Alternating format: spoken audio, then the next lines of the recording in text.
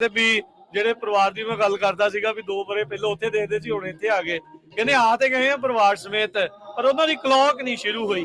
ਅਜਿਹੇ ਮਸਲਿਆਂ 'ਚ ਕੀ ਜਿਹੜਾ ਉਹ ਹੁੰਦਾ ਹੋ ਸਕਦਾ ਹੈ? ਸੋ ਭਾਜੀ ਇਦਾਂ ਕਿ ਜਿਹੜੀ ਕਲੌਕ ਆ ਉਹ ਕਦੋਂ ਸ਼ੁਰੂ ਹੁੰਦੀ ਹੈ, ਪਹਿਲਾਂ ਤਾਂ ਉਹਦੀ ਗੱਲ ਕਰੀਏ, ਹੈ ਨਾ। ਜੀ। ਜਿਹੜਾ ਤਾਂ ਬੰਦਾ ਸੇਫ ਲੱਗਿਆ ਆ, ਠੀਕ ਹੈ। ਵੀਜ਼ੇ ਦੇ ਉੱਤੇ ਆਇਆ, ਉਹ ਜਦੋਂ ਆਪਣਾ ਅਸਾਈਲਮ ਫਾਈਲ ਕਰਦਾ ਉਦੋਂ ਉਹਦੀ ਕਲੌਕ ਸ਼ੁਰੂ ਹੁੰਦੀ ਹੈ। ਠੀਕ ਹੈ। ਤੇ ਐਕਚੁਅਲੀ ਜਿਹੜੀ ਕਲੌਕ ਹੈ ਤੁਹਾਡੀ 180 ਦਿਨ ਦੀ ਹੁੰਦੀ ਹੈ। ਠੀਕ ਹੈ। ਪਰ ਉਹਨਾਂ ਨੇ ਇੱਕ ਰੂਲ ਦੱਸਿਆ ਕਿ ਤੁਸੀਂ 30 ਦਿਨ ਪਹਿਲਾਂ ਫਾਈਲ ਕਰ ਸਕਦੇ ਆ। ਓਕੇ। ਇਸ ਐਪ ਜਾਂ ਕਾਸਾ ਦੀ ਮੈਂਬਰ ਨਾਲ ਤੁਸੀਂ 150 ਦਿਨ ਤੇ ਮਤਲਬ ਕਿ 5ਵੇਂ ਮਹੀਨੇ ਤੁਸੀਂ ਫਾਈਲ ਕਰ ਸਕਦੇ ਆ ਵਰਕ ਪਰਮਿਟ, ਜਦੋਂ 5 ਮਹੀਨੇ ਤੁਹਾਡੇ ਪੂਰੇ ਹੋ ਗਏ। ਤੇ ਉਹਨਾਂ ਨੇ ਕਿਹਾ 30 ਤੋਂ 90 ਦਿਨ ਦੇ ਵਿੱਚ ਤੁਹਾਡਾ ਜਿਹੜਾ ਇਨੀਸ਼ੀਅਲ ਵਰਕ ਪਰਮਿਟ ਆ ਉਹ ਆ ਜਾਊਗਾ। ਠੀਕ ਹੈ। ਸੋ ਉਹ ਜਿਹੜੀ ਕਲੌਕ ਕਿਤੇ ਬੋਲਦੀ ਨਹੀਂ, ਕਿਉਂਕਿ ਉਹ ਸੇਫ ਜਾਂ ਵੀਜ਼ੇ ਤੇ ਆਏ ਸੀਗੇ। ਠੀਕ ਹੈ। ਤੇ ਫਿਰ ਜਿਹੜੇ ਇਮੀਗ੍ਰੇਸ਼ਨ ਕੋਰਟ ਵਾਲੇ ਆ, ਉਹਨਾਂ ਦਾ ਸਿਨੈਰੀਓ ਥੋੜਾ ਜਿਹਾ ਕਈ ਵਾਰੀ ਕੰਪਲਿਕੇਟ ਹੋ ਜਾਂਦਾ, ਨਹੀਂ ਉਹਨਾਂ ਦੀ ਕਲੌਕ ਚੱਲਦੀ, ਕਈ ਵਾਰੀ ਉਹਨਾਂ ਨੂੰ ਇੱਕ ਕੋਰਟ ਤੋਂ ਦੂਜੇ ਕੋਰਟ ਮੂਵ ਕਰਨਾ ਪੈਂਦਾ ਕੇਸ, ਹੋਰ ਕਈ ਰੀਜ਼ਨ ਆ ਜਾਂਦੇ, ਕਲੌਕ ਚੱਲਦੀ ਹੈ, ਕਈ ਵਾਰੀ ਸਟਾਪ ਹੋ ਜਾਂਦੀ ਆ। ਪਰ ਮੁੱਖ ਤੌਰ ਤੇ ਇਹ ਹੈ ਕਿ ਮੰਨ ਲਓ ਤੁਹਾਡਾ ਜੇ ਕੇਸ ਤੁਸੀਂ ਟੈਕਸਸ ਚੋਂ ਆਏ, ਤੁਹਾਡਾ ਟੈਕਸਸ ਚੋਂ ਸਰਵਿਸ ਕੋ ਗ੍ਰਾਂਟ ਹੋ ਗਿਆ ਚੇਂਜ ਆਫ ਵੈਨਿਊ, ਠੀਕ ਹੈ। ਤੇ ਫਿਰ ਤੁਸੀਂ ਆਪਣਾ ਜਿਹੜਾ ਅਸਾਈਲਮ ਦੀ ਐਪਲੀਕੇਸ਼ਨ ਵੀ ਲਾਤੀ, ਜੇ ਤੁਹਾਡੀਆਂ ਇਹ ਦੋਨੋਂ ਚੀਜ਼ਾਂ ਕੰਸਾਈਡ ਕਰਦੀਆਂ, ਫਿਰ ਤੁਹਾਡੀ 100% ਕਲੌਕ ਜਿਹੜੀ ਆ ਉਹ ਚੱਲ ਜਾਂਦੀ ਹੈ, ਪ੍ਰੋਵਾਈਡਡ ਤੁਹਾਡੀ ਕੋਈ ਗਲਤੀ ਕਾਰਨ ਤੁਹਾਡੀ ਕਲੌਕ ਰੁਕੀ ਨਾ ਹੋਵੇ। ਤੇ ਸੇਮ ਥਿੰਗ ਤੁਸੀਂ 150 ਦਿਨ ਬਾਅਦ ਆਪਣਾ ਜਿਹੜਾ ਵਰਕ ਪਰਮਿਟ ਆ ਉਹ ਫਾਈਲ ਕਰ ਸਕਦੇ। ਠੀਕ ਹੈ। ਸੋ ਚਲੋ ਹੋਪਫੁਲੀ ਉਸ ਪਰਿਵਾਰ ਨੂੰ ਉਹਨਾਂ ਨੂੰ ਜਿਹੜਾ ਪਤਾ ਲੱਗੋ, ਕਿਉਂਕਿ ਇੱਕ ਸਵਾਲ ਦੇ ਨਾਲ ਕਈਆਂ ਦੇ ਸਵਾਲ ਜੁੜੇ ਹੁੰਦੇ ਆ, ਸੇਮ ਹੀ ਜਿਹੜੇ ਉਹ ਸਵਾਲ ਹੁੰਦੇ ਨੇ, ਸੋ ਪਤਾ ਲੱਗ ਜਾਂਦਾ ਉਸ ਚੀਜ਼ ਦੇ ਵਿੱਚ। ਇਮੀਗ੍ਰੇਸ਼ਨ ਦੀ ਗੱਲ ਕਰਦੇ ਜਾਈਏ, ਪਿਛਲੇ 1 ਸਾਲ ਦੇ ਵਿੱਚ ਇਮੀਗ੍ਰੇਸ਼ਨ ਬਹੁਤ ਚੇਂਜ ਹੋਈ ਆ। ਜੀ। ਪਹਿਲਾਂ ਟਰੰਪ ਐਡਮਿਨਿਸਟ੍ਰੇਸ਼ਨ ਸੀ, ਹੁਣ ਬਾਈਡਨ ਐਡਮਿਨਿਸਟ੍ਰੇਸ਼ਨ ਆ। ਸੋ ਪਹਿਲਾਂ ਮੈਂ ਜਾਣਦਾ 70-80 ਹਜ਼ਾਰ ਡਾਲਰ ਦੇ ਕੇ ਵੀ ਲੋਕ ਬੇਲ ਤੇ ਆਉਂਦੇ ਸੀ। ਜੀ ਜੀ ਜੀ। ਹੁਣ ਕਈ ਵਾਰੀ ਫ੍ਰੀ ਚ ਵੀ ਛੱਡ ਦਿੰਦੇ ਆ ਨਾ ਬਾਰਡਰ ਤੇ। ਬਿਲਕੁਲ ਬਿਲਕੁਲ। ਤੇ ਪ੍ਰੈਜ਼ੀਡੈਂਟ ਟਰੰਪ ਨੇ ਕੱਲ ਅਨਾਉਂਸ ਕੀਤਾ ਵੀ ਉਹ ਅਗਲੀ ਇਲੈਕਸ਼ਨ ਦੇ ਲਈ ਲੜਨ ਜਾ ਰਹੇ ਆ, 14 ਤਰੀਕ ਨੂੰ ਅਨਾਉਂਸ ਕਰੂਗੇ। ਸੋ 2 ਸਾਲਾਂ ਚ ਇਲੈਕਸ਼ਨ ਹੋਣੀ ਆ।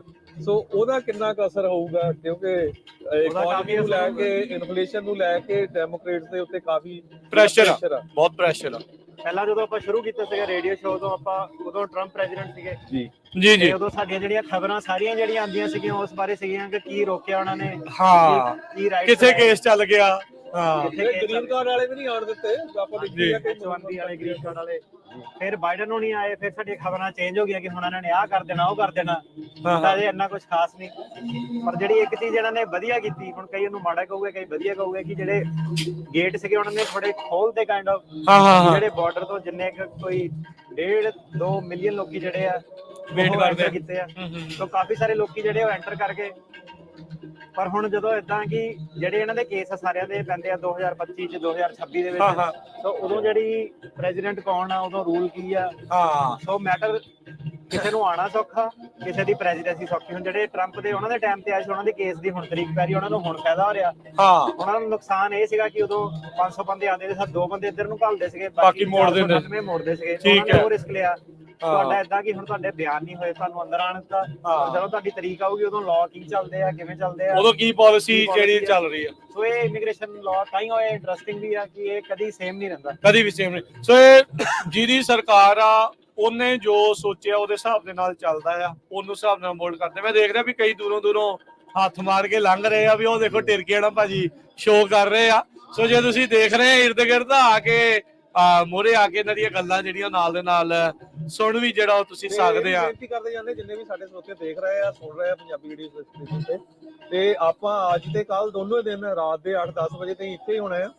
ਤੇ ਮਿਲ ਕੇ ਜਾਇਓ, ਸਾਰੀ ਟੀਮ ਇੱਥੇ ਆ। ਤੇ ਜੇ ਤਰਕੀਆਂ ਨੇ ਹੁਣੀ ਵੀ ਇੱਥੇ ਹੋਊਗੇ, ਮਿਲ ਕੇ ਜਾਇਓ। ਜੇ ਕੋਈ ਕੁਐਸਚਨ ਹੋਇਆ, ਕੁਐਸਚਨ ਵੀ ਪੁੱਛ ਲਿਓ।